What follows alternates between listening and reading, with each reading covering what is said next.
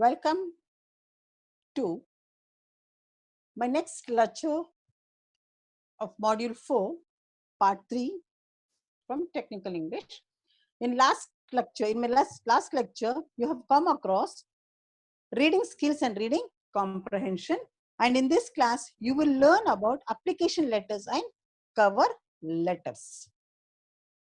So what is application letters and cover letters? It is a popular misconception that application letters and cover letters are essentially the same. However, both these kinds of letters are different. See, application letters and cover letters, we have misconception that these two are same, but it is not that. What you think? It is not so. So, however, both letters are different. Application letters are different and covering letters are different. Cover letters are different. So, now let us learn what is application letters first. Then we can go for covering letter or cover letters. Okay. So, now application letters. Whenever you have to write an application letter for a job or internship, you have to compete with all the other candidates who apply for that job. See, when you are writing an application letter, you have to write an application letter for a job or internship. At that time, what you have to do, you have to be very careful when you are writing, because you have to compete with other candidates who have applied for that post. The receiver of your letter or your audience is a professional who screens and hires job applicants.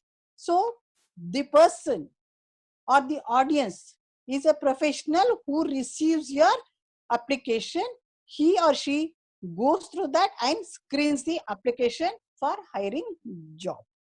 The scrutiner looks through hundreds of other applications. Therefore, the immediate objective of your application letter and accompanying resume is to attract the person's resume and the person's attention. See, therefore, what you have to do, the immediate objective of your application, the immediate thing what you have to do in your application letter is, it must accompany your resume, which will attract the person. Which attracts the person. Person means here who is looking at your application to give you a job or to provide a job, whatever it is. So how it must be. Therefore, the immediate objective of your application letter and accompanying resume is to attract the person's attention. So as I already told you, the immediate objective of your application letter and accompanying resume is to attract the person's attention. Since your immediate goal is to obtain an interview by writing your application letter and resume. So when you're writing this application and resume, what's your main goal? Your goal is to obtain an interview. After writing this, you're going to get an interview. You have to come across an interview there. It is better to keep the following points in mind. So while writing this letter, you must be very careful and you must keep the following points in your mind. First, catch the reader's attention favorably. So when you're writing, catch the reader's attention favorably. Means you have to write in a very decent time, proper manner. Make a request for an interview. So you have to make a request for an interview. This application letter, what you are doing, you have to write or you have to request for an interview there. Convince the reader that you are a qualified candidate for the job. So how you have to write? You have to write in such a way that the reader must understand that you are the proper qualified candidate for the job. Let your audience or professional come to know how you came to know about it. That means when you're writing this application letter, you must mention that how you came to know about the job. Let the audience or the professional, whoever is looking at it, must come to know how you came to know about the job. Sum up your qualifications for the job, specifically talking about your work, experiences, activities that show your leadership skills and your educational background. This is also very important. When you're writing an application, you must specify all these things. You must specify your qualification for the job what you're seeking for. Then you must speak your experience. In the sense, you have to mention your experience and activities and you have to show your leadership skills in what you're good in. Next is cover letter. So what is this cover letter? A cover letter, covering letter, motivational letter, or a letter of motivation is a letter of introduction attached to accompany another document such as the resume or a curriculum. So what is this cover letter? This cover letter is nothing but it is a covering letter, and it is also called as motivational letter or a letter of motivation. So it is a letter of introduction. It is nothing but it is a letter of introduction which is attached with your curriculum. Typically, a cover letter is a one-page document. So this cover letter or a covering letter is of a page. It is of one page. That explains to the hiring manager why you are an ideal candidate for the job. It goes beyond your resume to explain in detail how you could add value to the company. So what this letter says, you can write your explanation. You can explain that why you are an ideal candidate and why you are looking for this job, and you can give your explanation in detail, and you can also mention that your added value for the company after joining the job, how the company or an organization is benefit by you. They are benefited by your hiring there.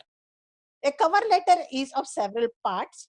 Your contact information, a salutation, the body of the cover letter, an appropriate closing, and a signature. See, here a covering letter is of several parts. Like in your previous classes, in my previous videos, I've explained you about paragraphs, types of paragraphs, letters, and parts of letter. So here, same way, we come little further. Your cover letter is of several parts, which consist of a salutation, contact information, body of the cover letter, an appropriate closing, and a signature. These are all must. It must contain in your covering letter. So cover letter tips. Let me tell you what are the tips you need to follow when you write a cover letter. Clearly state your interest in the job you are applying. So state your job.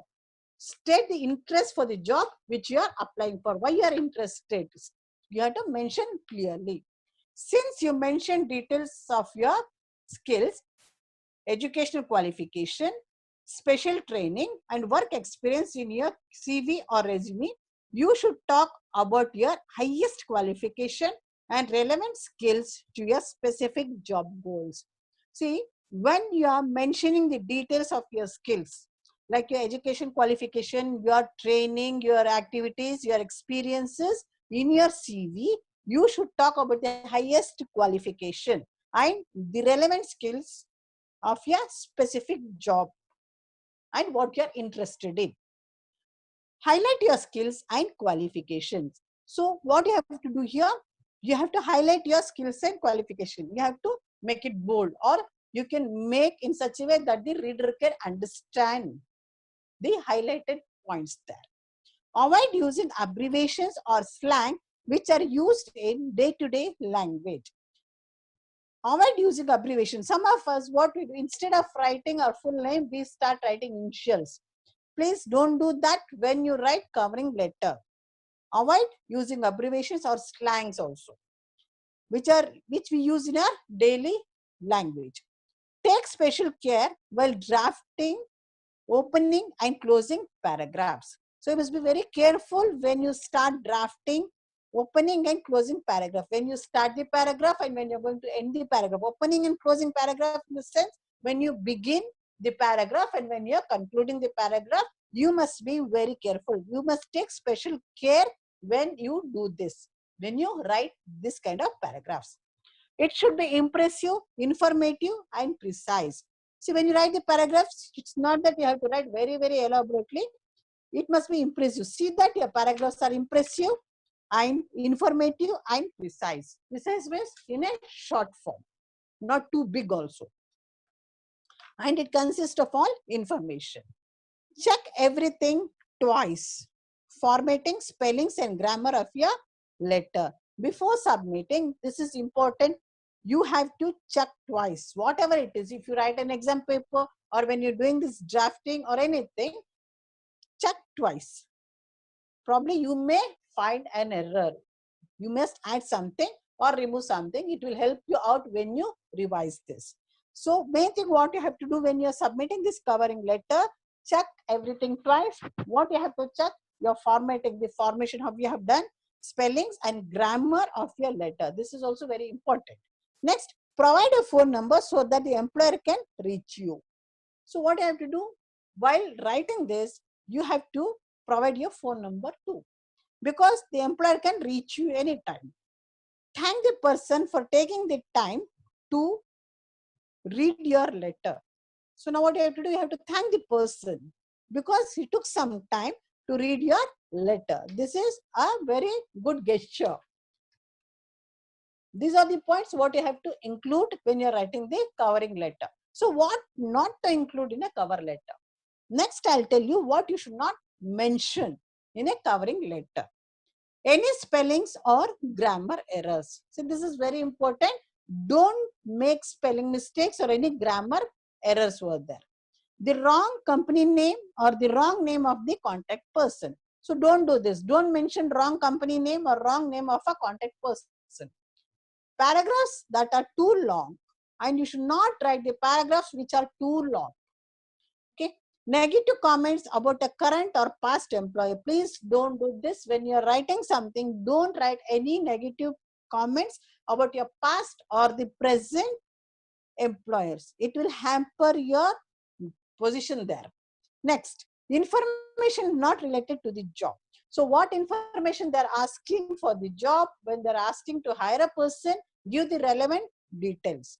Don't give irrelevant details or the information which is not related to the job. And personal information. This you please keep in your mind, students. Personal information is also should not be provided. You should not give any personal information until and unless somebody asks. Usually, you're not supposed to do this. How you prepare your resume? It is the process of getting a job. Resumes play a very vital role. See, in the process of getting job, here resumes play a very vital role, a big role. A good resume can get us shortlisted and a bad one can lead the rejection of a claim to a position. So if you write a good resume, what happens? They keep shortlisting. Employers usually shortlist the resume. If a resume is good, they will select and the bad resume will get rejected. Therefore, preparing a resume is an important skill that we need to develop at an early stage. So, preparing a resume is very important and we must develop that in an early stage. At our early stage, we need to get an idea about that.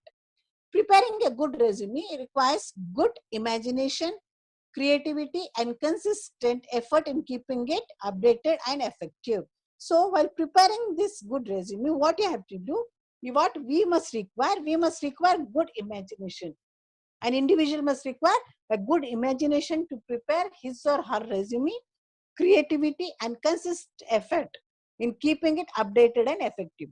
So, resumes you can't keep it as it is. So, probably tomorrow you may get some appointment or you may go to some good job and day after tomorrow some other place. So, you have to keep your resume updated till date.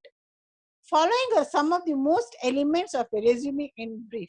See, following are some of the things or the words which are in brief. What you have to matter, what matters and what you have to mention there. First, appearance.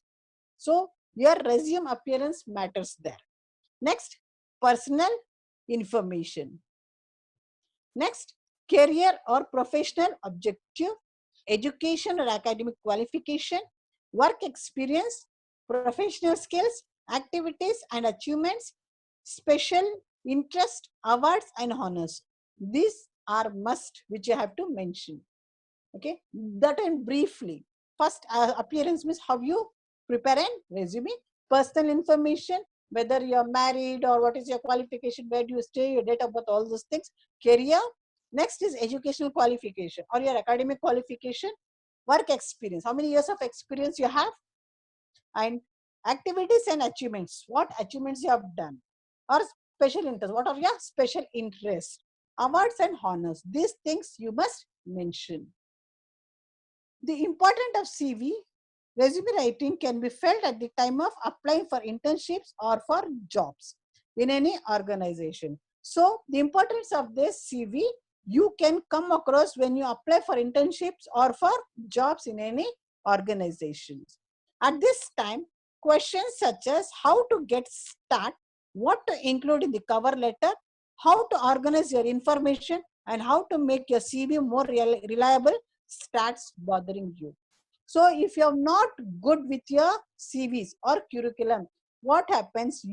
You will be in a very pathetic condition, and each and everything bothers you, like how to start, what I have to include in the cover letter, how to organize the paragraph, or how to get the information done. What will make my CV more reliable will all starts bothering you. So let us learn types of resumes. So now let us learn different types of resumes. Briefly, I have selected 4 types of resumes now, which are very important. We'll just go through this. In professional life, resumes are preferred to CV. There are various types of resumes that you can prepare while applying for a job. However, the selection of the type is determined by the kind of job profile the company offers and the kind of skills and work experiences you have. See here, there are different types of resumes in professional life. So what you have to do, you have to be very careful. According to the situation, you need to write the resume. You need to prepare the resume. It depends on the company and the nature of the job, what you are applying for. First is functional resume. What is this functional resume? This type of resume highlights the skills and accomplishments rather than chronological of employment. It may help cover up any employment gaps you may have. The length of the resume depends on your information. This functional resume is a type of resume which highlights the skills and accomplishment, and it may help you cover any employment gap which you have not come across. And the length of the resume depends on your inspiration. How much you want, you can start writing. About your information and inspiration, you can start writing this functional resume. Next is chronological resume. What is this chronological resume? In a chronological resume, you give details of your education and work history in chronological order. That means from the past, from the beginning till now. You are going to give the details of your education and work history. That is in the sequence of occurrence. That means what happened before and what is happening now. From day 1 till date, you are going to give in detail. You are going to write in detail. Next is hybrid or combination resume. What is this hybrid or combination resume? In this type, you list your skills and experience, history first and work, employment history next. So in this type of hybrid or combination resume, you are going to list your skills and experiences, history, and work employment later. It consists of both. Okay. While drafting your resume, you need to be strategic, since you can highlight the skills that are relevant for the particular job profile. Combination resumes are designed for job seekers who already possess experiences in the relevant field. See, this resume is designed for job seekers who already possess experience, who have got experience in the relevant field. Next is electronic or scannable resume. What is this electronic or scannable resume? An electronic resume is called a scannable resume. It is plain text either in ASCII, that is American Standard Code for Information Interchanged, the full abbreviation of that, or in HTML, that is Hypertext Markup Language document. It is submitted along with a job application. The applicant should use keywords to provide the recruiter or employer information regarding his or her key skills, work experience, qualification, etc. Here, electronic or scannable resumes is called as, electronic resume is also called as scannable resume. It is a plain text. Okay, here what the applicant has to do, applicant should use keywords to provide the recruiter or employer information regarding his or her key skills, work experience, qualification, etc. And it is a plain text in ASCII or HTML.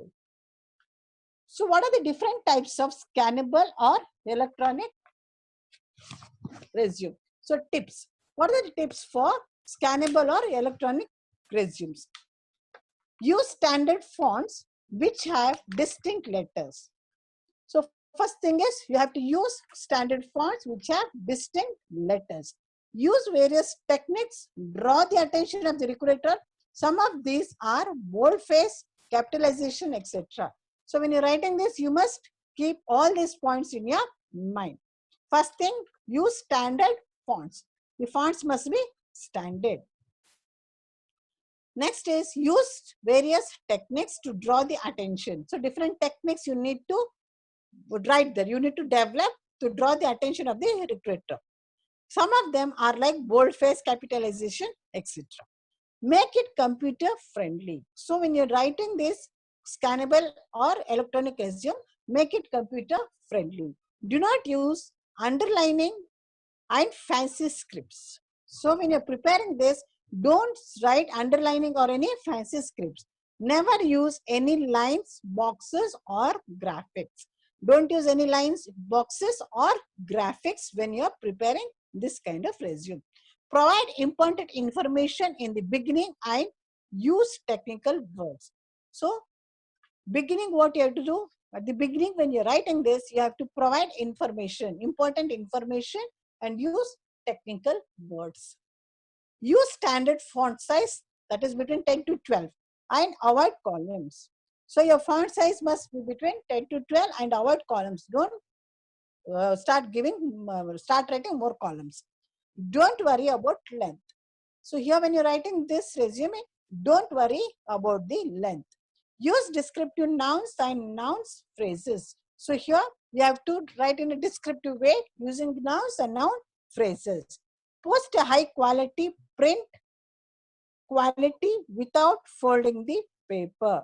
So you have to post a high quality without folding the paper. So this must not get folded. Your resume must not get folded.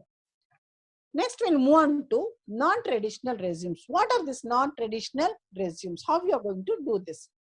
Due to the scarcity of time, organizations sometimes require non-traditional resumes. The purpose is to go through the profile of the candidate quickly to ascertain his or her sustainability for the available position. See, this non-traditional resume is, it is a resume where you prepare on the spot.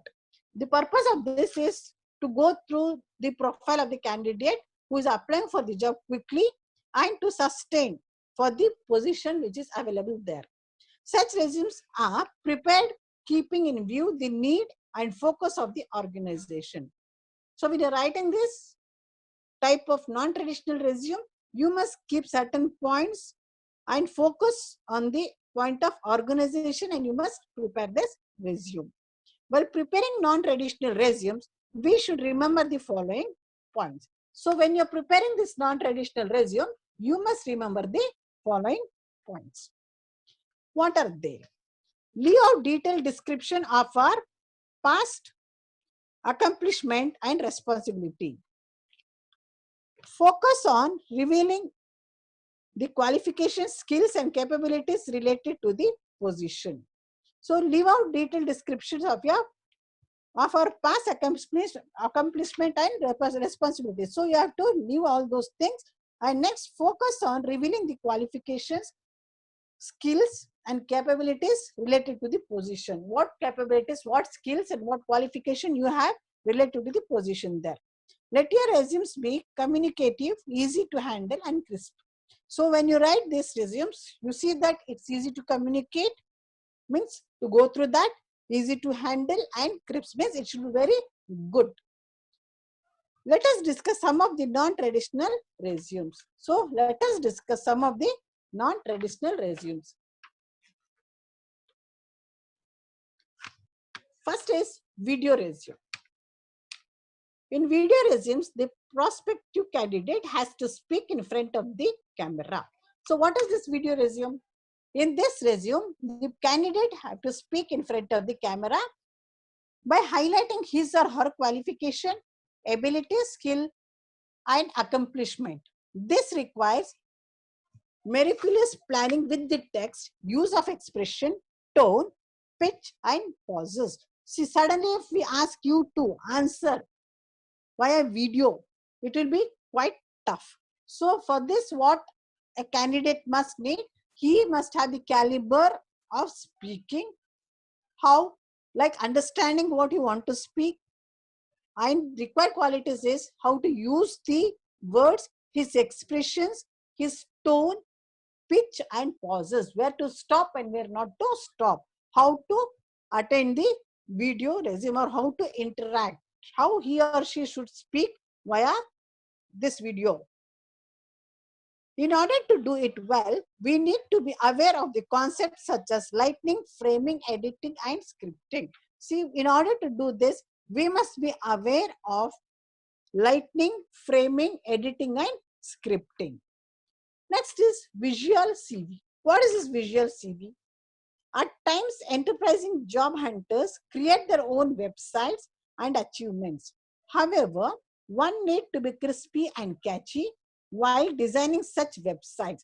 See, when we design such websites, most of them, what they do in job hunters, if they have to hunt for the jobs, they create their own website and achievements, mentioning their achievements and all. However, one need to be crispy. However, if they prepare this kind of website, it must be very neat, catchy, it must be good while designing such website. The website should be very attractive. If used sensibly, this online tool can help job seekers showcase their skills, abilities, and qualifications in an effective way to procure a specific job. If this visual CV is done properly using proper sensible way, this online tool can help job seekers to get their jobs, okay, and it can help them in finding their abilities and qualifications. First thing, you have to mention your abilities, qualification in effective way where you can procure your job, where you can procure your specific job.